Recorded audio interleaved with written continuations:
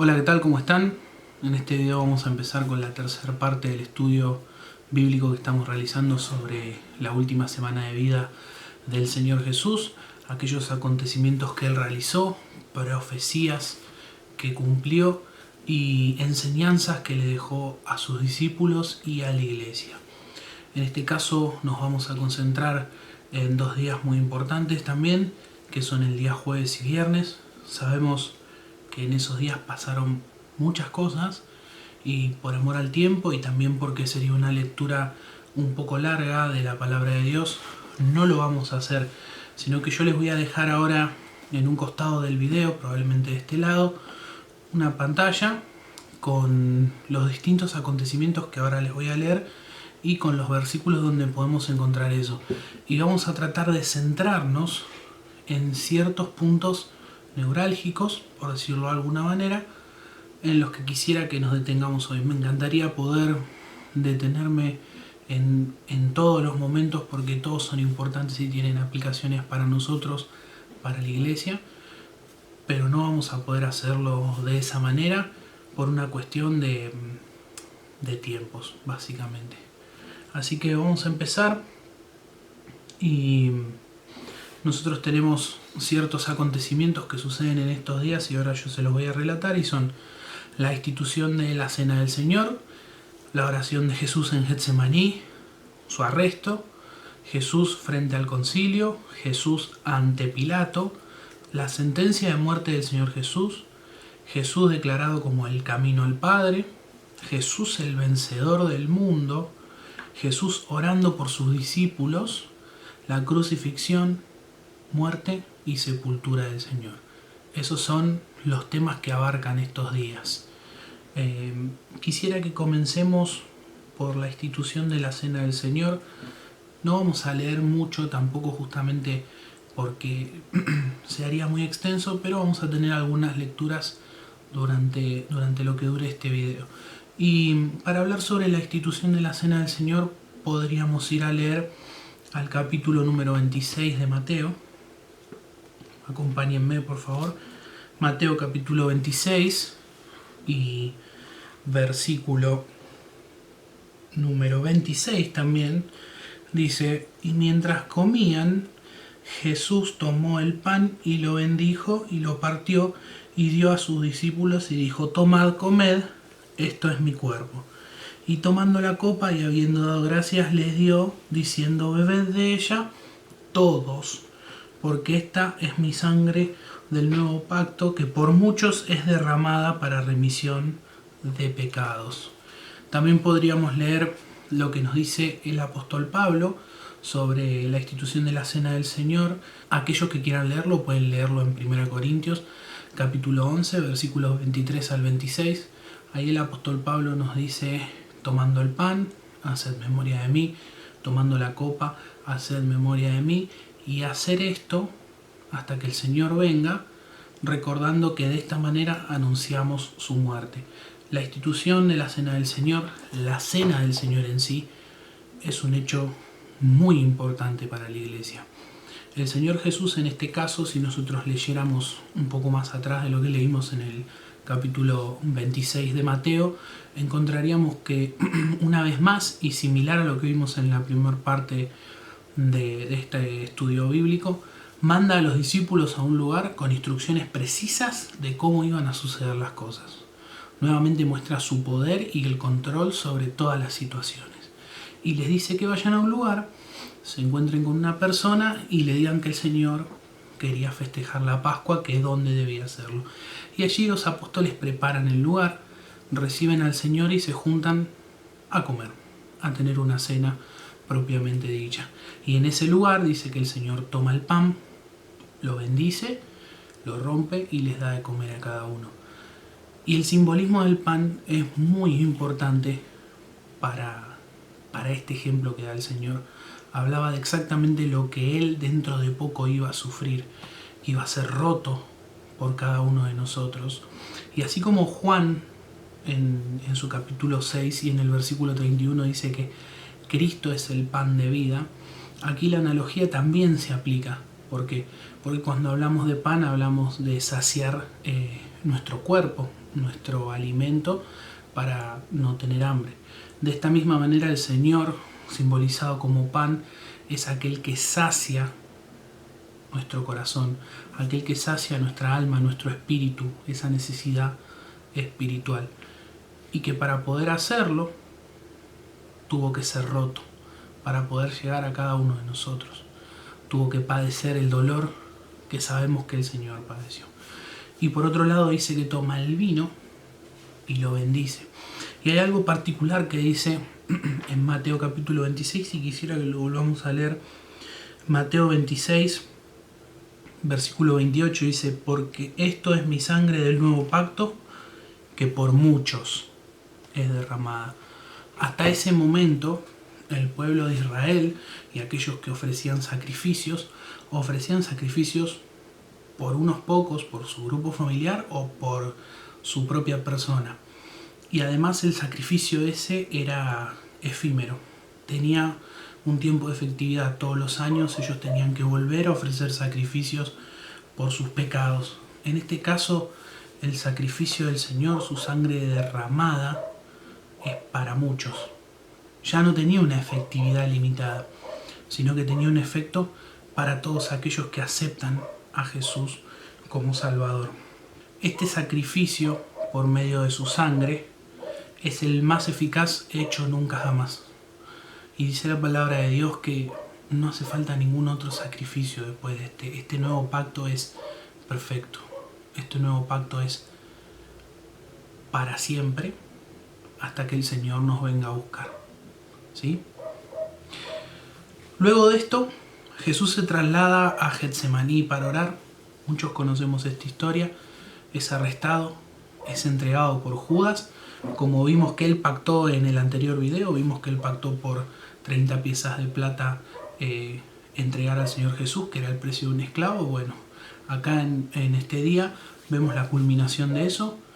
Ellos están en la cena, Jesús se va a Getsemaní, está orando, vienen y Judas lo entrega y es apresado.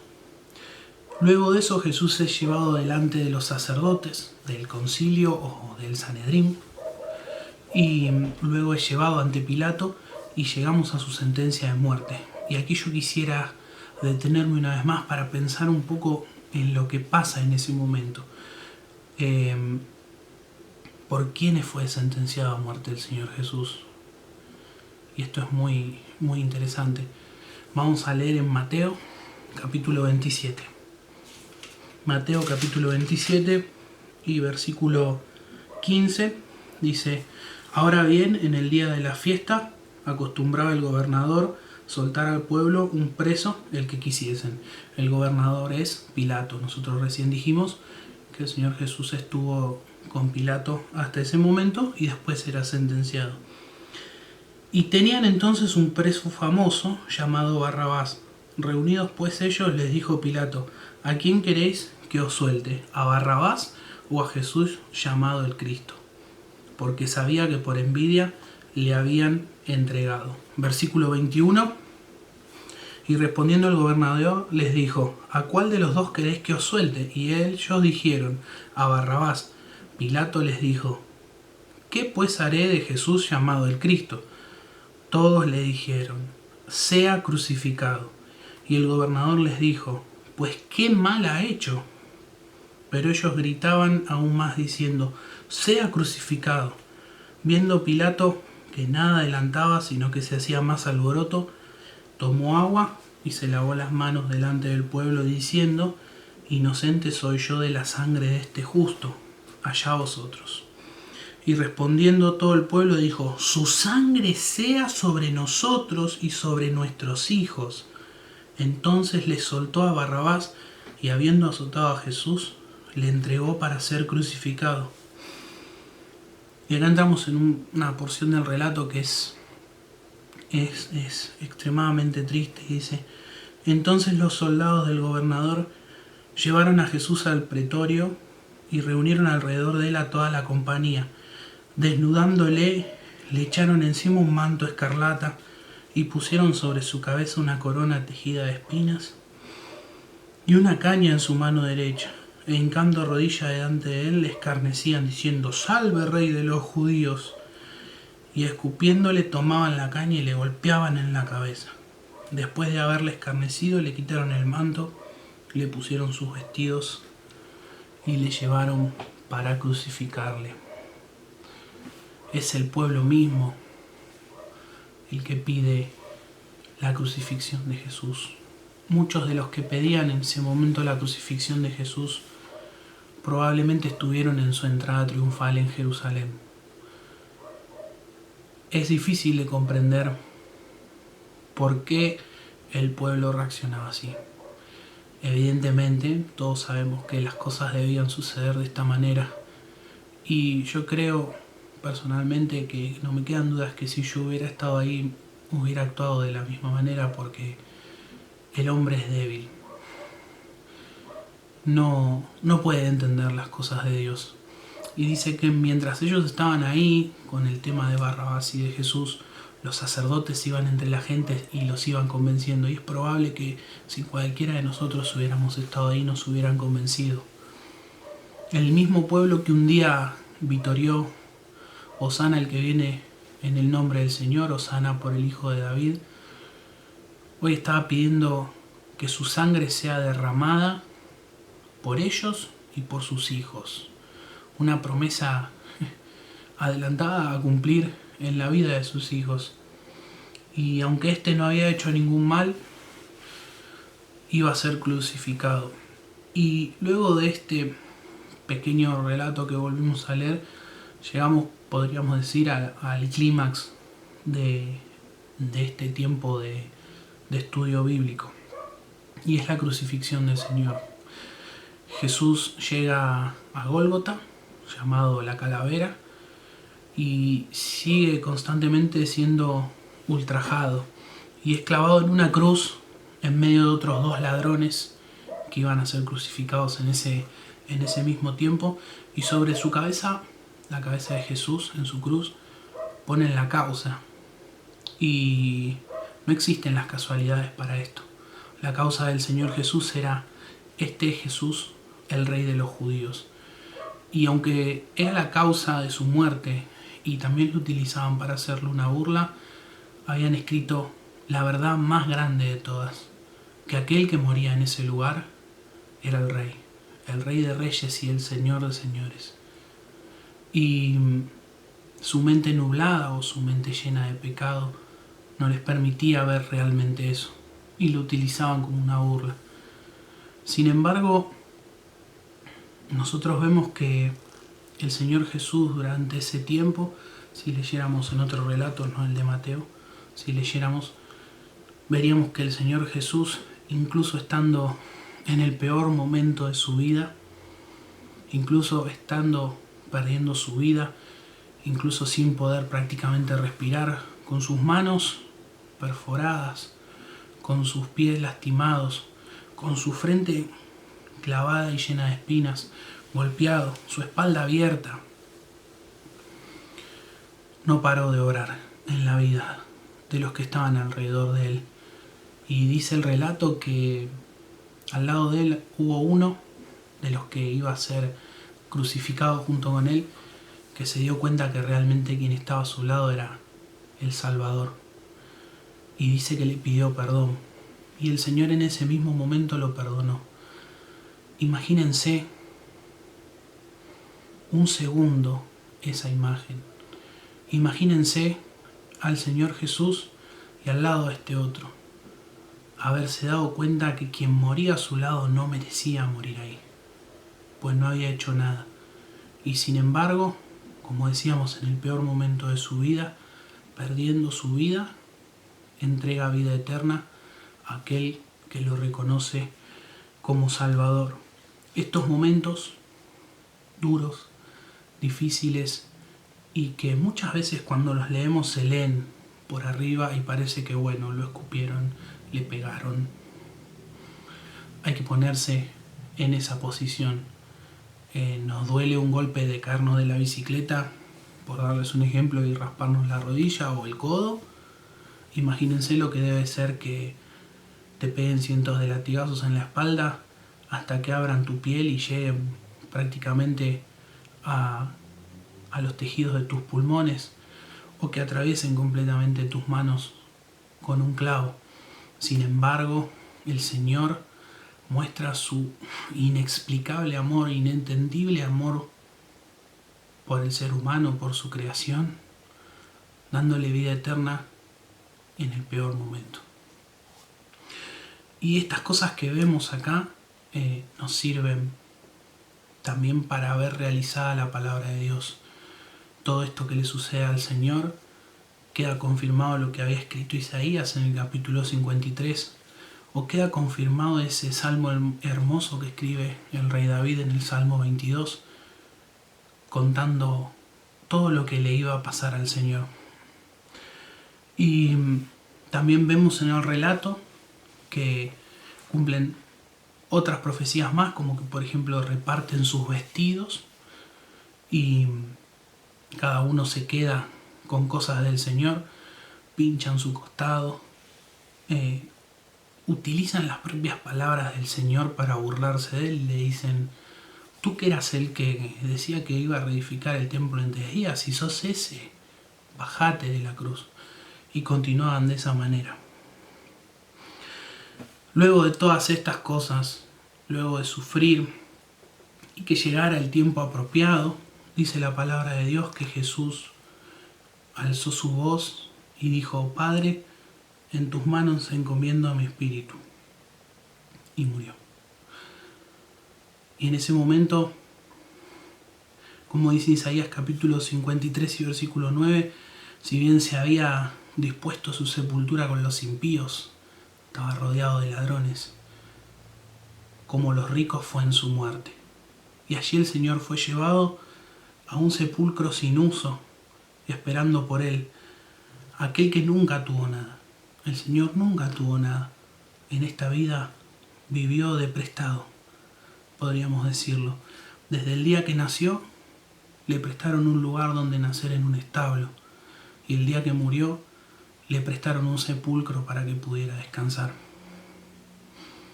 Pero esto no iba a quedar acá.